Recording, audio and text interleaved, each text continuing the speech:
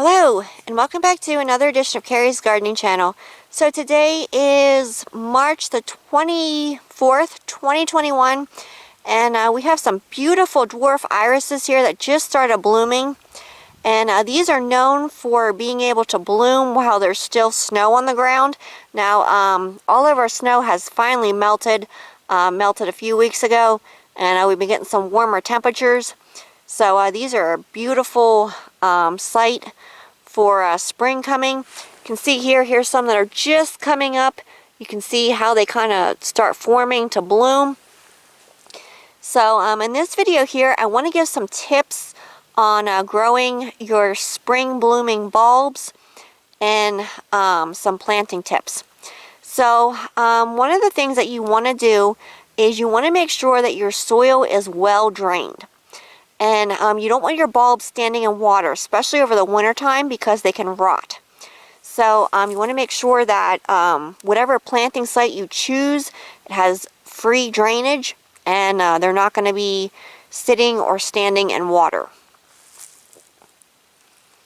These are very unique flowers here. Look how beautiful they are.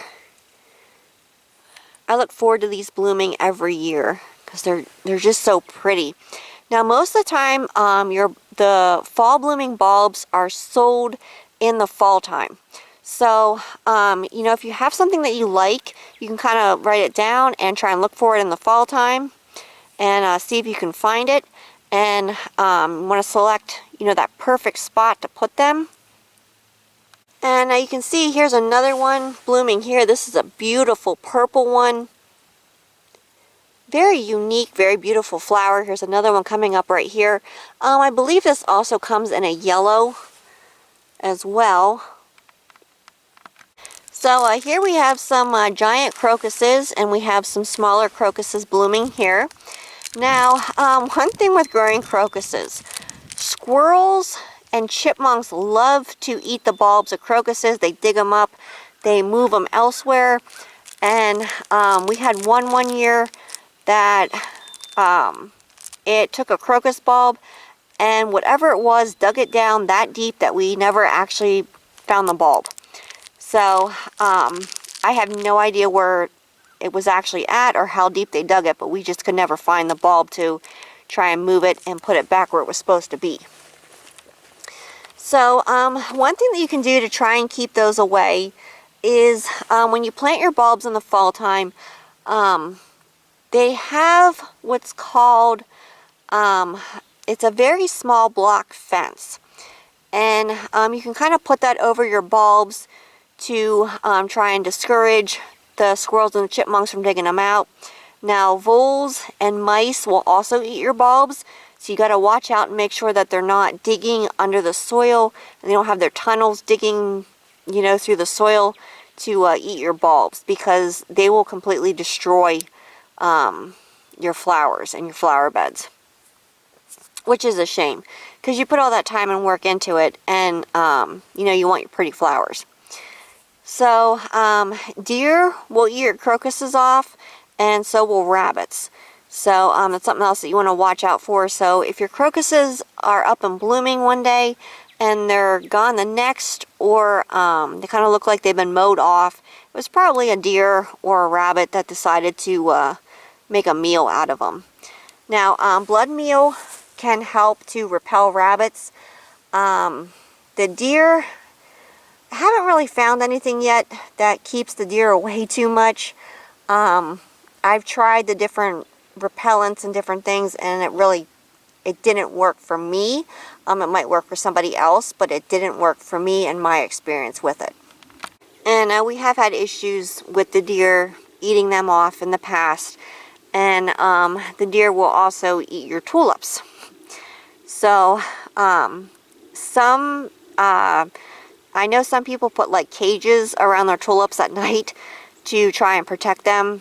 And we've put different like hanging baskets, the wire hanging baskets, over certain things at night to help try and protect them from the deer. So these here are the giant white crocuses here, and these are absolutely gorgeous. You can see this one here. Let me see if I can zoom in on it. You can see it kind of has a little bit of purple veining in it right there. That's really pretty. It makes it stand out even more. And these glisten in the sun. Now, one thing what you can do with your crocuses is you can do what they call naturalized planting. And some people plant them in their yards, and then like when they mow their grass, by the time that they mow their grass, the foliage is no longer up for the crocuses because it's already recharged from the sun for next year for blooming. So they kind of have them dotted like all throughout their yards, and it's really pretty when they do like mass plantings of them.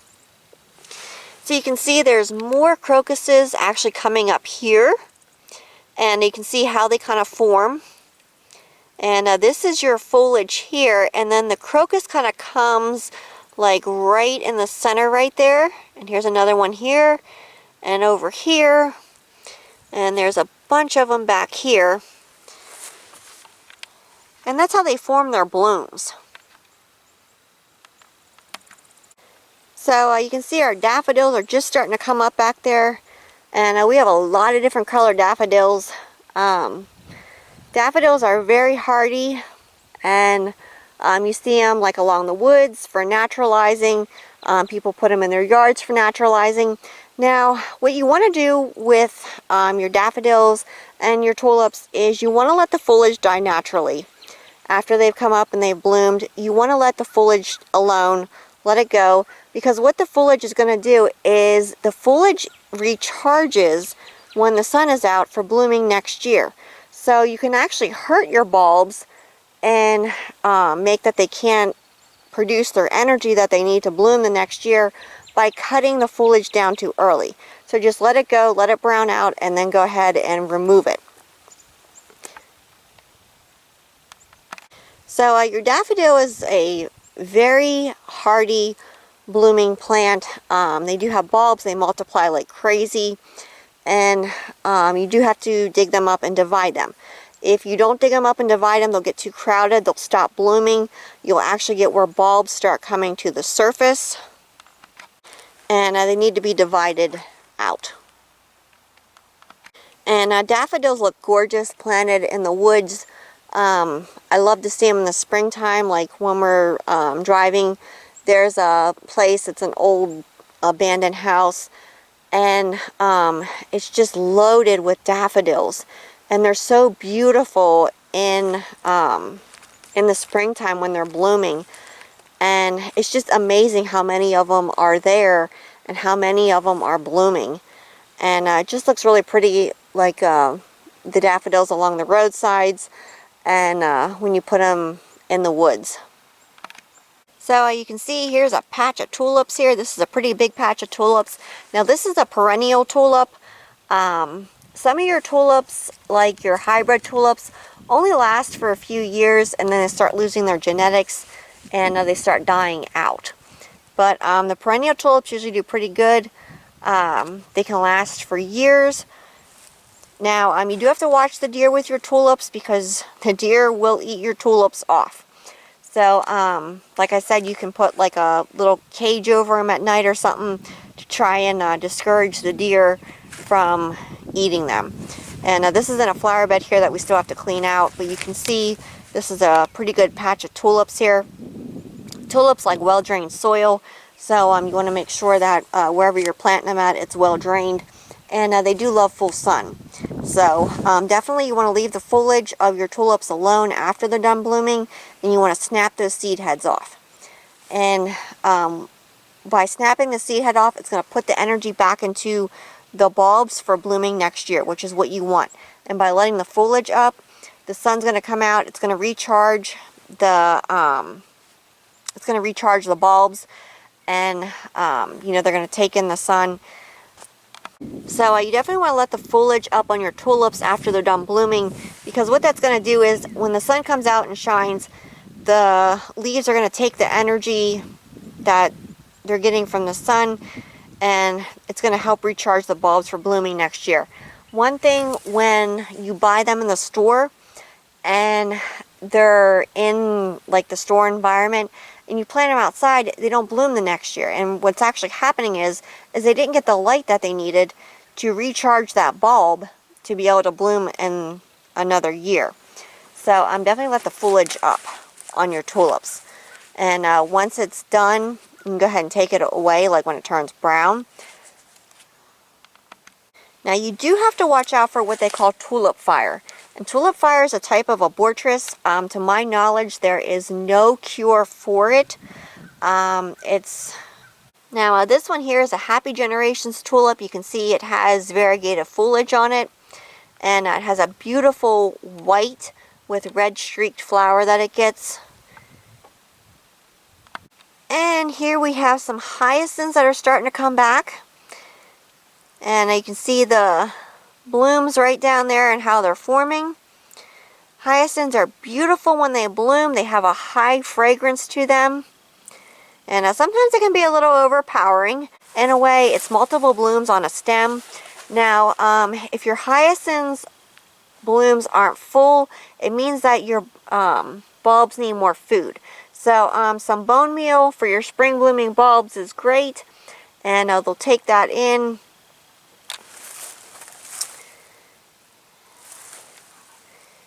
But hyacinths are beautiful, and it's one of my mom's favorite flowers, and it's one of mine. I look forward to all the spring blooming bulbs, so I really can't pick a favorite because each one is just so unique and different in its own way. But hyacinths are really pretty.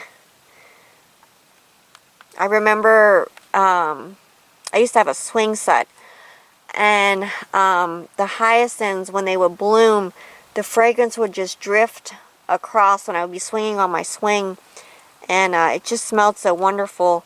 And I really love the spring blooming bulbs. So on top of these, a few other things are the bluebells, which they're not blooming yet. And then you have the grape hyacinths. They're a completely different kind of blooming plant.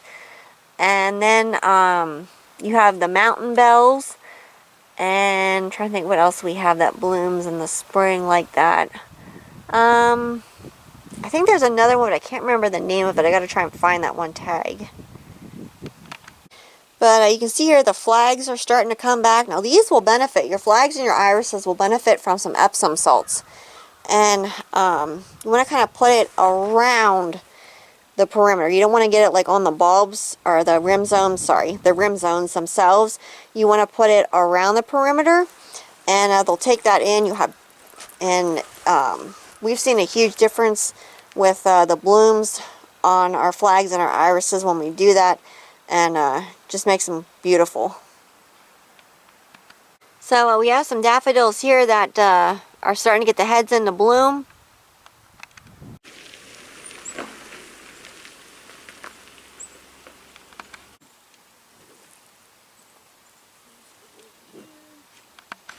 There we go.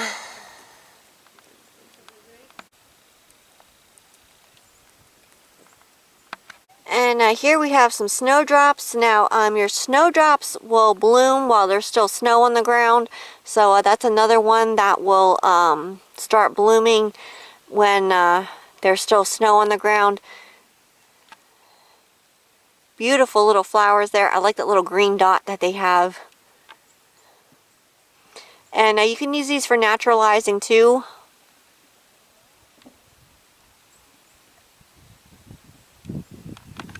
And here's a earlier patch of crocuses. Now these are about done here.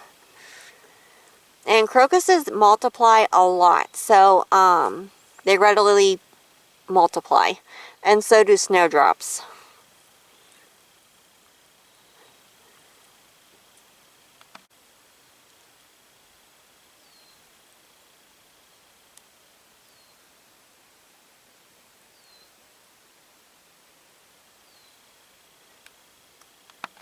So I do have videos on my channel for hyacinths and daffodils and tulips and some crocuses. So you can check those out. I have some growing things on there and some how-to care tips.